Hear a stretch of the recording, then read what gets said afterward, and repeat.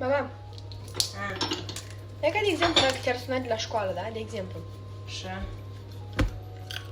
Și tu zici că învăț rău sau nu să atent la lecții sau îți prezentați să rămân clasa. Nu vei cum reacționa. Cum să rămâi clasa de pe și... Nu, eu zic de exemplu. Eu zic de exemplu.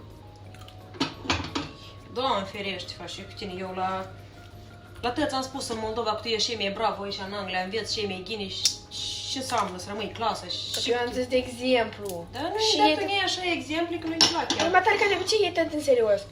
Am și eu. Dar și ai chef de glume azi, văd că... Și cringe. Mama, ține ceva. Răspunde. Alo? Hello? This is from a Samira school. Oh, yeah. Yeah, it's me. Yeah, she's here. I need to speak with your mom, but there is anyone that can translate. Okay, let me... No, it's just me. Your mom, that you are not Okay. focused on lessons and you are staying in your phone. Asta e de la școală. Da, da, și... Spune că... So that you are so late and you're barely on lessons.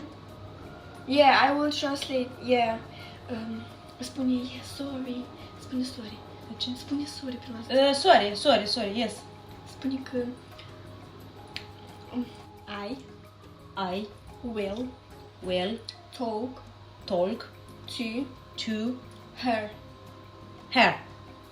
Yeah. Fine, and make sure that you will Yeah. translate everything. Yeah, I translated her. Yeah, let me. Короче, aici s-a deschis o... Mataja iPhone, da? Da, da, și... Aici s-a deschis o poștă și poți că dacă vrei să plătești lunar, poți să să plătești la poșta asta. Întrebare de la școală.